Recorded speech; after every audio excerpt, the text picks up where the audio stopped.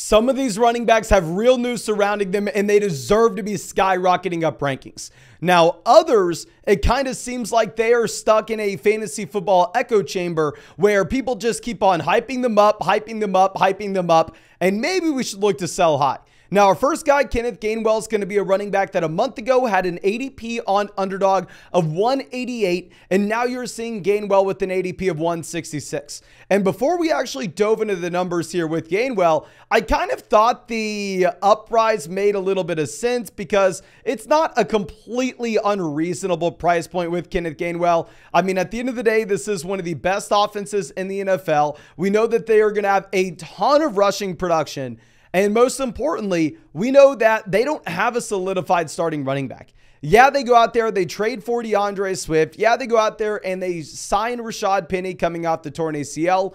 But in reality, nobody has a ton invested into them. I mean, Rashad Penny is a very reasonable contract. DeAndre Swift was traded for with a 4th round selection. So, I mean, at the end of the day, you're sitting here going, okay, well, the depth chart's kind of wide open, even if we think that on paper, DeAndre Swift's the running back 1. But what's funny here with Gainwell is if you go ahead and look at what you've had with the involvement in this offense through the first 2 years, it's actually much worse than most people would assume. Kenneth Gainwell over the past 2 seasons has averaged the running back 60 finish. Kenneth Gainwell over the past 2 seasons has averaged 3.7 carries per game. That 3.7 carries per game is good for an 11% market share. That's nothing. That literally nothing. With Gainwell, yes, as a rookie, he was heavily involved as a pass catcher. As a rookie, Kenneth Gainwell went out there and averaged 3.1 targets per game, which was good for about a 10% team target share. And if you can get that as a running back in a great offense, we love it. But the receiving down usage actually fell off a cliff this past season, going down to 1.7 targets per game, which had his market share number at 5.4%. The only real savior to Kenneth Gainwell here is his touchdown volume. Like, despite only averaging about 3.5 carries per game, despite averaging only about 2.5 targets per game, he still manages to score a touchdown in 1 out of every about 3 games of his NFL career so far. That's encouraging, but we know that at the end of the day, you have the most volatility in fantasy football when it comes to the touchdown category. That's going to be the least reliable thing you can project out from a year-to-year perspective. So I can't sit here and say, yeah, the rise with Kenneth Gainwell makes a ton of sense. Go draft Kenneth Gainwell. In reality, I probably would rather go through and draft someone like D'Onta Foreman. I think with Foreman, at least you've seen the production before. With Gainwell, it's merely just a projection based off the uncertainty in this Philadelphia Eagles backfield. Now, of course, that's on Underdog in best ball drafts where your picks at 160, 170, 180 matter a lot. If you're going over to your just basic redraft casual format, in reality, those last 2 to 3 picks are going to be guys that you just take massive swings on and you prepare to cut them if things don't work out as soon as you get to week 1.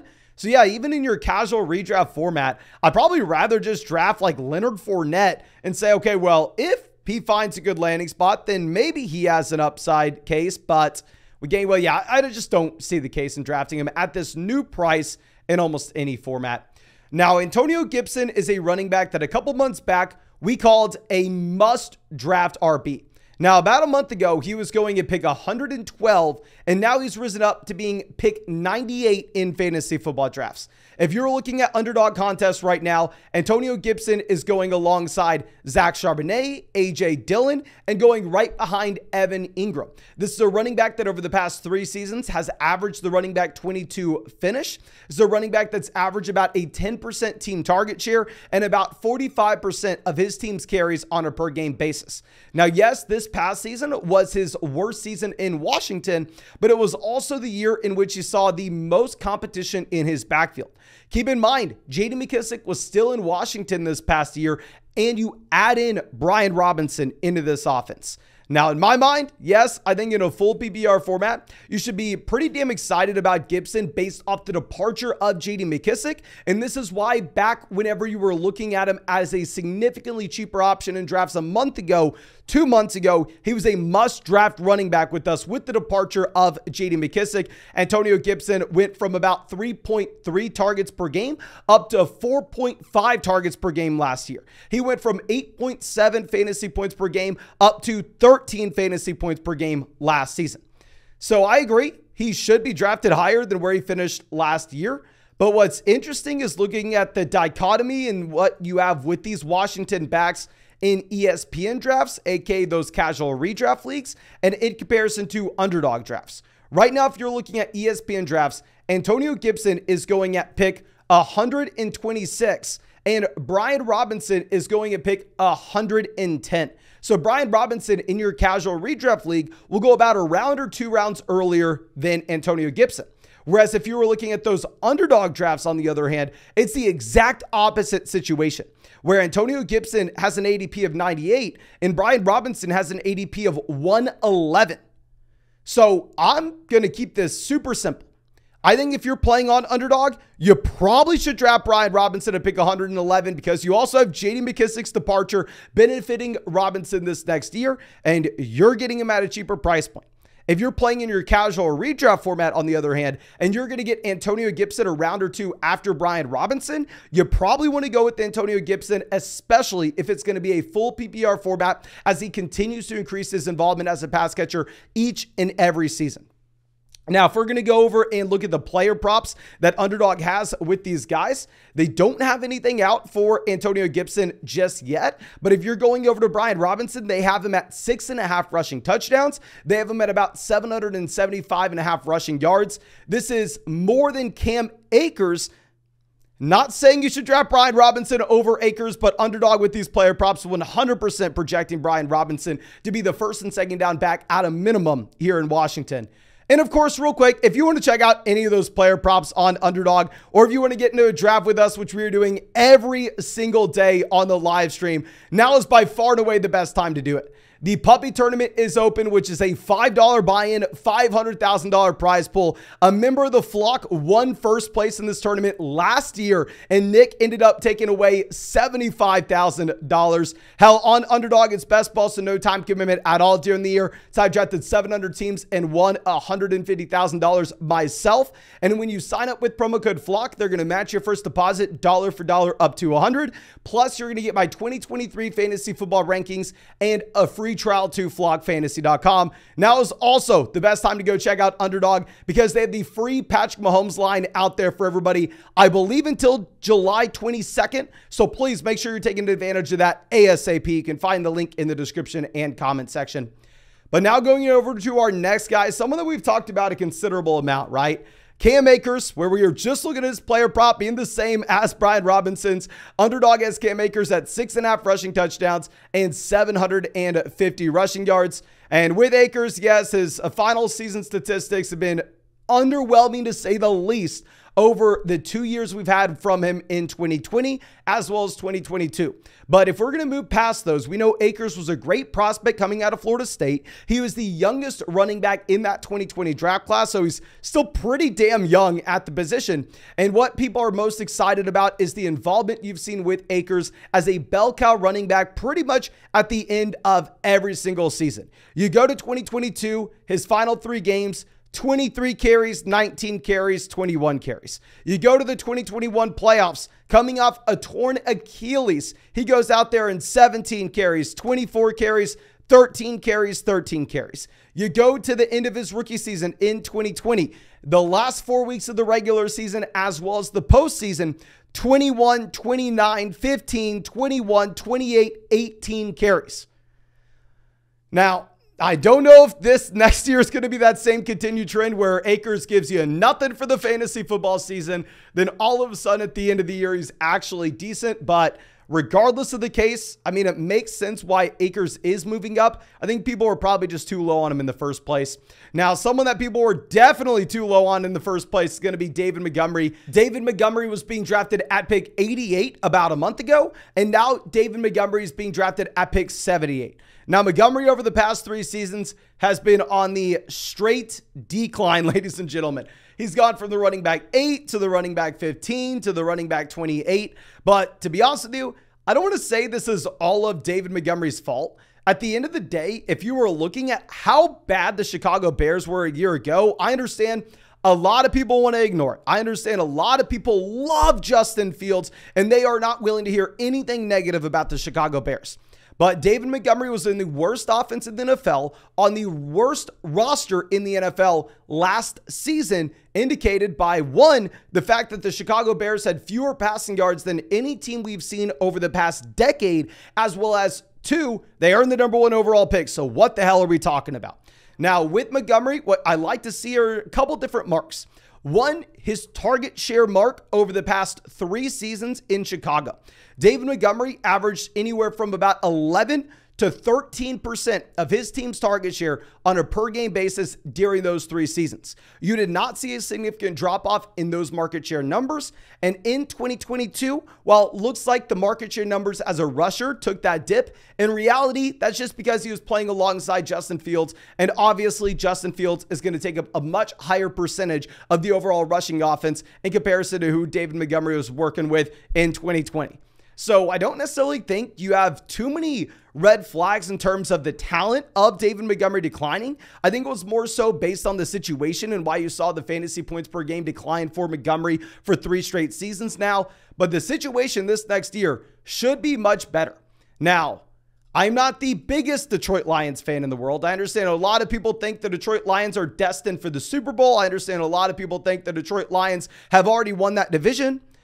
I don't necessarily agree with those people, but I will say the Lions offense in 2023 will be much better than the Chicago Bears offense was in 2022. And you can see that this is a situation where running backs can score a zillion fantasy points. Just go over and look at Jamal Williams this past year. Don't really think too many people view Jamal Williams as some great talent at the running back position, but Jamal Williams led the NFL with 17 rushing touchdowns. Jamal Williams, obviously not a big passing down running back, and I honestly don't expect David Montgomery to have that role either, considering the fact they spend the 14th overall pick to go out there and grab the best passing down running back in the NFL draft this year in Jahmyr Gibbs. But if you're playing in a non-PPR format or a half PPR league, that's where I want to be drafting David Montgomery. If you're playing in a full PPR format, probably not worth the pick just because the involvement of Jahmyr Gibbs in that offense. Now, going over to our next guy, not a lot to talk about. We're going to have Tyler Algier. Now, Algier's gone from an ADP of 153 up to 145. I don't really understand this, to be honest with you. I mean, yes, maybe he's a premium handcuff running back, right? Because if we are going to give Tyler Algier his flowers, at the end of this past season, Tyler Algier did win people fantasy football leagues. I mean, if you're going to go through and look at weeks 15, 16, 17, I mean, hell, even the last month of the year, Tyler Algier had 17 carries, 18 carries, 20 carries, 24 carries. He had 3 of those last 4 weeks over 100 total yards. And the other week he was at 95. He pretty much had 4 straight weeks in the season at 100 total yards or more. It was a pretty strong rookie option, but you bring in Bijan Robinson. Even if the Tennessee Titans want to go ahead and lead the NFL in carries this next year, they don't have to involve Tyler Algier too much. With Bijan Robinson, maybe I'm biased, of course. Got to let you know, I graduated from the University of Texas. I interviewed him at the NFL draft. I ran into him at the gym last week. So, of course, he's my guy. I'm going to be rooting for him this next season. But nonetheless, if you look at his college workload, if you look at the fact that he's a top 10 pick in the NFL draft, I think with Algier, this is not going to be like an Elijah Mitchell, Christian McCaffrey situation where Tyler Algier has some large role even in games where Bijan Robinson's healthy. I would more so view Tyler Algier as a running back that is almost exclusively a handcuff type player. Now, if you're going to go over to Underdog player props, maybe they're saying we're wrong here. They have Tyler Algier at 480 rushing yards. And in comparison to Elijah Mitchell, I guess they have Mitchell about 100 yards more at 580. So maybe our statement of Tyler Algier not being Elijah Mitchell is okay. But I just think Bijan Robinson takes the vast majority of this workload. Now, going over to our next guy, we're going to be looking at Taj Spears. With Spears, this is nothing to do with him. Pretty much an underwhelming prospect. His old ADP was 178. His new ADP is 171. But Hassan Haskins had an off-the-field incident where it looks like Haskins is probably nothing going forward. It looks like it locks in Taj Spears to be the running back 2 in this Tennessee Titans offense. That their starter obviously is now pushing 30 years old. Plus, DeAndre Hopkins coming over all of a sudden makes it a little bit more appealing that Taj Spears could be in a better offense if Derrick Henry were to go down. But if you look at our running back prospect model going back to 2014, really the only running back to actually turn into a league winner that scored similarly was Ramondre Stevenson. It's the only guy that hit from this range. Now, our next guy is someone that I have to flex on y'all with, right? Y'all know my second most drafted running back in underdog drafts this year so far has been Alvin Kamara. And the reason I've been taking so much Alvin Kamara, even if we had a lawyer come on the YouTube channel and tell us, Mason, stop it, slow your roll, this can be very dangerous, is in these underdog tournaments, like Best Ball Mania, it's a $25 buy-in, $15 million prize pool, $3 million for first place. In that puppy tournament, it's a $5 buy-in, $75,000 for first place. I'm trying to hit home runs here. I'm swinging for the fences. So even if it looks like Kamara is likely to be suspended this next year, if that's not a guarantee, if I'm going to be able to go out there and get him past pick 100, 100% sign me up for that. Now, of course, now you're not going to get that same kind of discount on Alvin Kamara, as Alvin Kamara dodges the felony. Now is just going to be seeing a misdemeanor. Now, the lawyer on the channel told us even if Alvin Kamara deals with everything he needs to legally, the NFL can still go out there and can still suspend Alvin Kamara if they want to. But I don't know. Seems like it's pretty damn good news for Kamara. Obviously, it's a running back that for 3 straight seasons now has been a worse option from a fantasy points per game perspective. But if you look under the hood, it's not as bad as you would assume. He goes from the running back 2 on a points per game basis in 2020 to the running back 13 from a points per game basis in 2022. But do the market share numbers get worse? Not really. He was at a 17% team target share this past year. He was at a 54% team rushing share this past season. What got significantly worse were the touchdowns per game. He went from 1.3 down to 0.27. We know that the touchdown category is going to be the most volatile statistic in fantasy football. If we get a bounce back with Alvin Kamara and his touchdowns this next year, I think he can still be a low-end RB1. I think he can still be a high-end RB2, even with the addition of Jamal Williams as well as Kendre Miller. Now, it all comes down to where you're drafting him, right? Because if you're going over and looking at casual redraft leagues with Alvin Kamara, he's going to be a little less appealing because there it's not like you're just swinging for the fences in your home league with your college buddies. It's not like all of a sudden you can spend $20 on a buy-in and get $3 million for first place if Alvin Kamara turns into a running back 1. So the ceiling case doesn't matter as much. And also in those drafts, Alvin Kamara is just way more expensive. Like Alvin Kamara in ESPN drafts is pick 75. He's going right before Drake London. He's going right before David Montgomery. Hell, he's going before guys like Michael Pittman, Christian Kirk. So I don't really like his ADP there. I'd say more so with Kamara. You're really just wanting to take him in like that underdog tournament where we're shooting for the stars and he's at a much cheaper price tag. But I think that's all we have for you. Again, thank you so much, ladies and gentlemen, for checking out this video. If you enjoyed it, go down there, drop a like, subscribe to the channel if you play fantasy football. And of course, if you want to get into a draft with us, now is the perfect time to do so on Underdog. The puppy tournament is live. That $5 buy-in, $500,000 prize pool, $75,000 for first place, which a member of the flock won last season. Also, now's the perfect time to go over there because they have the free Patrick Mahomes lineup, I believe, until July 22nd. So make sure you're taking advantage of that. Available in damn near every state. You can find the link in the comment section as well as the description. Promo code FLOCK gets you a 100% deposit match, plus our 2023 fantasy football rankings and a free trial to flockfantasy.com. But thank you again, ladies and gentlemen. Really do appreciate you. Really hope you have a great day, and I really hope I get to see you in the live stream later tonight.